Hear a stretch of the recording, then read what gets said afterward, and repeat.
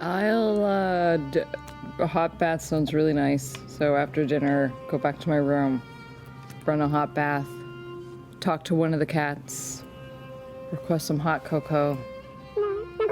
Maybe some, like, chocolate-dipped strawberries? You know, in a Chardonnay. Thank you. Darts into the wall. As the tub is filling up, reach in my pocket, pull out the poem from Yasha. Oh, right. The what? The what? The poem. Oh, shit. Just stare at it for a moment. Oh, Beau. Well, Whoa. Put it down. I stare at it for a little bit longer. Wait for my Chardonnay to show up. Chug my Chardonnay. Pick it up again. Open it. And I read the poem. okay. So, My brain swirls as I hear Yasha's voiceover in my head. So it's at the top of it, it's a whole paragraph that is crossed out and scraped. And you see some words like bow and abs, and shorn, and envelop, and things like that. And it's just crossed out. And underneath it, Beau. Yeah, this was a poem, but then I realized it was a dumb poem, and I can't write poetry. Sometimes I have an easier time when I put the pen to parchment, so here it goes. I've watched you. I don't mean that in a creepy way. I mean, I am a little bit of a creep, but I know that you know this by now. It takes me a minute to open up. So I watch, I observe, I take it all in as opposed to letting it all out. I guess the only time I let it all out is when I fight, which I'm not sure is the healthiest thing in the world. But here's some things that I've noticed about you. You're strong. You're a leader. You're really smart. You're really funny. You're honest, even if it hurts. But the thing that really gets me about you is that you love so fiercely. And I know you feel like an asshole most days, but I kind of like that you're an asshole. You stick up for the people you love, and you make me feel stronger. I can hold my own. I know that you know that. But you make me feel safe. I don't even know if that makes sense, but I know no matter what, you'll have my back, no questions asked. Yasha.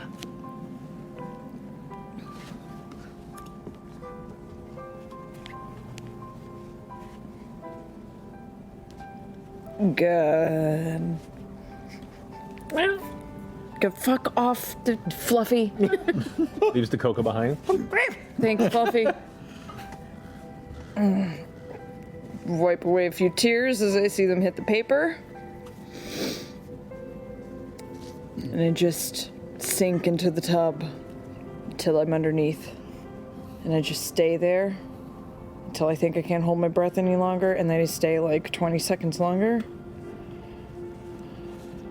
And then I come up. And I do that back and forth for a little bit until I eventually fall asleep. In the tub? Not in the tub, you know, not like a super Entire tragic campaign, way. not a monster could keep her down, but the bathtub that finally takes her out. Not in like a Jim Morrison way, no. All right. Oh, wait, one thing. Can I float up and knock on Caleb's door? Sure. Yeah. Could you cast tongues on me? I mean, you know, the spell where you can make me understand languages or whatever. Yeah, I could do that. I just want to read the book, Caleb. You want to read it yourself? Well, I mean, Read it to you if you want. okay, it could take a while. Well, are we talking about Princeton Cat? The other cute cat with the hat. So walk us in and sit us down by my fireplace, which has no stained glass window. The furniture in here is pretty nondescript. This is a boring room, Caleb. You really decked everyone else out. Well, it took a lot of effort for you all, so no time for me. Okay, so this is meant for children. Okay. My mother read it to me when I was very little. It's called the Cat Prince. The Cat Prince. Okay. Once upon a time, in a little house on the edge of a great wide wood, lived a young boy with his mother. The poor boy was sick and spent much of his days in bed, watching the days pass by from a little window in his room. The boy's mother loved him very much, but as it was just the two of them, and the boy was ill of health and frail of form, every day she had to make the journey to town where she worked in the kitchens of the local lord. While she was gone, the boy would mind the house, read one of their precious few books, and observe the bees and the trees. Oh, that rhymes when I translate it. And the birds in their flight as he spent the greater part of his time resting in bed. The boy knew that his mother loved him and that her time away was all for his sake, and he was grateful to her and loved her in return. But it was a lonely life, spending his days rereading some of the same books or talking to the air in their little home on the wood's edge. One day, and this is all illustrated as we go through the I hope you're pictures showing as me well. the pictures. Yeah, I'm going page by page. We're sitting on the couch together. As the boy sat in bed looking out at the fields that lay between his home and the woods, he noticed a cat making its way out of the forest. It's been a long time since I read this. It was not long before the boy realized this cat clearly making its way toward his home was no ordinary cat, for upon his head he wore a little top hat. And if that were not strange enough on its own, as the cat pattered up beneath the boy's window, he stood, doffed his cap, took a bow, and said, "Greetings, young master. You look as if you could use a bit of dancing." The boy, stunned by these words from the dapper little cat, could scarcely find his voice. "Oh, no, sir," said the boy. "I don't know how to dance, nor am I made for it." "Nonsense," said the cat. "Why, anyone can dance if only they look to. Come out of doors and let me show you." And as he spoke, the cat donned his hat and began to turn in circles and dance. And he's dancing on the page. The boy was curious, but said, "Good Sir Cat, I am afraid I am ill. My lungs are too weak and my bones are too frail." "Oh, maybe they are and maybe they aren't," the cat replied. "But either way, you do not want to languish one more day in bed watching the world go by, do you? Come, take a walk with me through the fields, and I will show you how to dance." Overcoming his doubts, the boy managed to climb down from his window and walk a few steps closer. This was no ordinary cat and no ordinary day. And though he felt unsure, his heart did leap a little, and he began to follow the marvelous little cat through the grass, slowly at first, but with more vigor as they crossed the fields. And eventually, he found himself stepping under the shade of the woods for the first time in a great many years. All the while, the cat frolicked and capered as they wound their way deeper into the wood, and eventually the boy found himself stepping into a ring of trees. The cat whirling about, his hat in hand, the furry little dancer twirled around the boy, laughing and calling while the boy watched, his mouth agape. And then, quick as a flash, the cat brought his top hat down right atop the boy's head, who was very suddenly plunged into darkness. Is this going to be a sad story, Caleb? Then I turn a page. But only a moment, because all about him, shining in the dark, he saw the glow of hundreds of eyes. Feline eyes glimmering in the dark. Suddenly, about him, lanterns flared to life, and the boy saw he was no longer in a wood at all. Here, he saw a grand ballroom festively decorated and filled to the brim with cats. Big cats, small ones, old cats, young ones, cats of every breed and color, and in the center of the great hall, upon a stage, stood the boy's feline guide.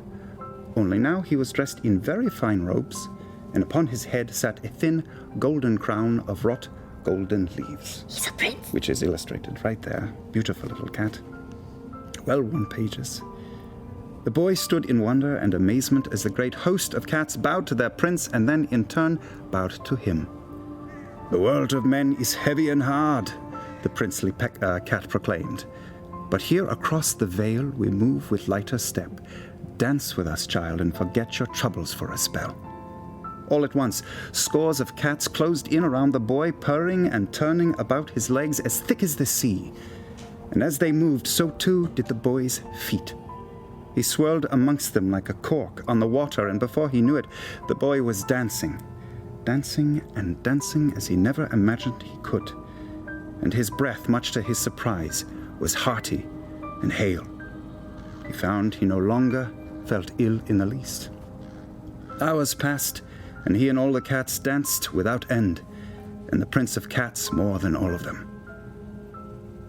After a long while, the boy suddenly remembered his mother, and immediately feared she would worry. He stopped in the middle of the great hall and called out to the Prince of Cats, "Forgive me, Sir Cat, but I can no longer stay. My mother will worry. I have to return." All the cats parted before him, and the prince approached the boy. "Are you sure, boy? You could stay and dance with us for as long as you wish, forever and ever and ever." "I cannot," the boy replied. "My mother has only me, and I would not leave her alone. Forgive me." The Prince of Cats looked on the boy with a sympathetic eye. "Not at all, young one. Fear not a whit. You do your mother credit." And with that, the Prince of Cats stepped closer. "Do not look so crestfallen. Take our cat's grace with you. You can always dance if the will is there." And from behind his back, he brought out his top hat again and pulled it over the boy's eyes, and once again, all was dark. Sometime later, the boy stirred, and his eyes fluttered open. He looked about and discovered he had been asleep in the wood, and the sun now dappled his face through the trees. Next, he noticed a threadbare, patched top hat lying in the soft grass beside him. He gingerly picked it up and stood within the same circle of trees. As he did so, he took a deep breath and smelled the earth and the forest. And as he did, he realized his breath was strong and his legs hardy. "Danke," he said, as he looked down at the hat in his hands. And placing it upon his head, he smiled, kicked up his heels, and quietly started to dance his way all the way back home. The end. That was a happy story, Caleb. That's why my mother read it to me. I really thought that, like, the cat prince was going to trap him in there forever, and then he wouldn't be able to go see his mom. Well, a lot of Zemnian stories do end that way. It is true. The cat tightly prince wound. kind of reminds me of the traveler. It's true, isn't it? Yeah. Wow. A little dicey, but very likable. Good in the end, you know? Yeah. That was a really good story. I'm happy that I could share it with you. Me too. Thank you. Can I have it back? Oh, yeah, it is your copy. It will vanish when you leave here, though, but it is yours. Thank you.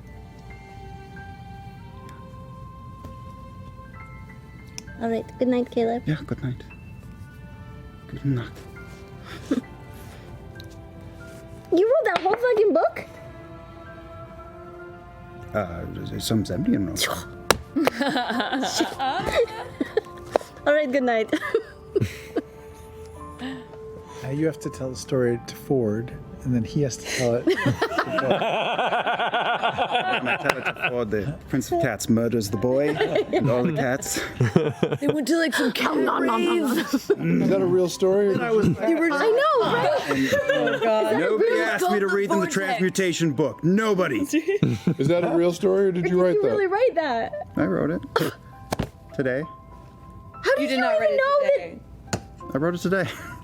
She asked me to. She wanted to read it a few days ago, so I wrote it today. Nice. It's very well done. It's very sweet. Yeah. Well.